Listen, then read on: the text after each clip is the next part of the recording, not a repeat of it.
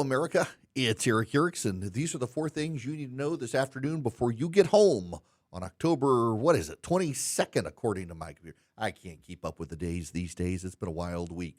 Up first, North Carolina Republicans, they've now redistricted. They've added some Republican seats to that state, hoping to boost the numbers for the GOP. You've got other Republican states considering it as well. The Supreme Court's probably not going to make a ruling on the Voting Rights Act until it's too late for the GOP to take advantage of it this coming year, but they're going to try as best they can in other states to redistrict to help the Republican numbers. Remember, in North Carolina, redistricting is something done by the legislature for which the governor of the state has no veto, so they can get away with it. The only ones who can stop them are federal judges. Democrats are claiming they're going to try to go to court and get it stopped, but given North Carolina's situation with judges and the circuit that it's in, the Democrats are going to have a hard time stopping the Republicans in North Carolina. Up next, a story that will warm your heart and delight you. Jasmine Crockett, the insane Democrat from Texas, says she's thinking of a run for the Senate. She's got $4 million in the bank. This would be hilarious. You know, she's kind of the Marjorie Taylor Greene of the Democratic Party right now, says the outrageous, dumb things that Democrats think but don't say out loud. She does.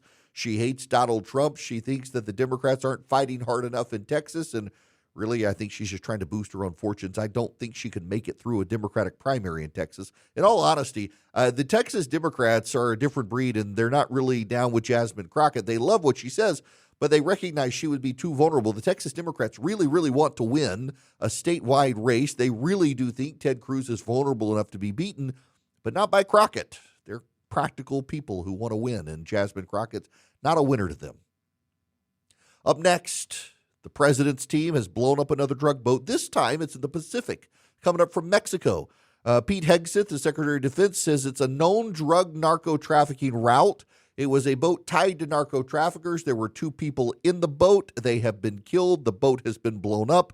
People are asking questions again. Rand Paul in the Senate raising some of the big questions from a civil liberties aspect, that this should be handled as a criminal prosecution, not a war issue, and not with the Department of Defense, because the narco-traffickers are not nations and they're not actual terrorist groups, even though the president claims to have redesignated them that.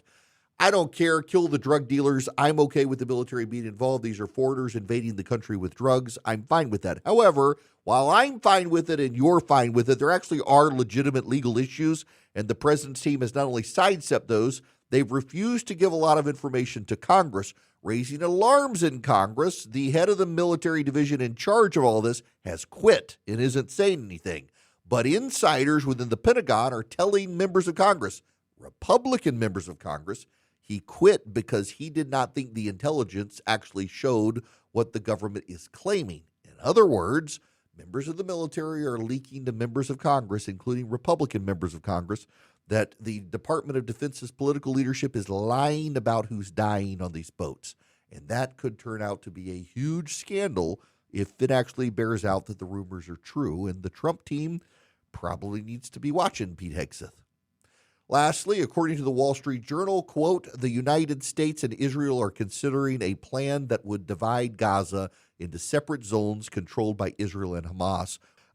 They want to disarm Hamas. Vice President Vance and Jared Kushner have summarized the thinking in a news conference in Israel. They arrived to press both sides to abide by the current ceasefire under which Israel pulled back its troops, so now it controls about 53% of the enclave. Vance said that there are two regions in Gaza. One is relatively safe, the other one incredibly dangerous. The goal is to geographically expand the area that is safe under Israeli control. This would actually be a great idea because it could show the people of Gaza what's possible if Hamas isn't there. It would provide some competition to Hamas. Now, Hamas, of course, would seek to destroy it and divide it. It would provide a security perimeter.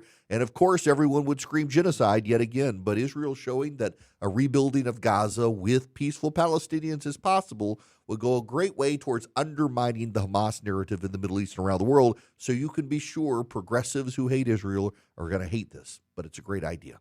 Those are the four things you need to know this afternoon. I'm Eric Erickson. Stay informed, stay engaged. Please keep the faith, and please know my wife's on the mend. Everybody in the Erickson household is doing well. I thank you all for your prayers.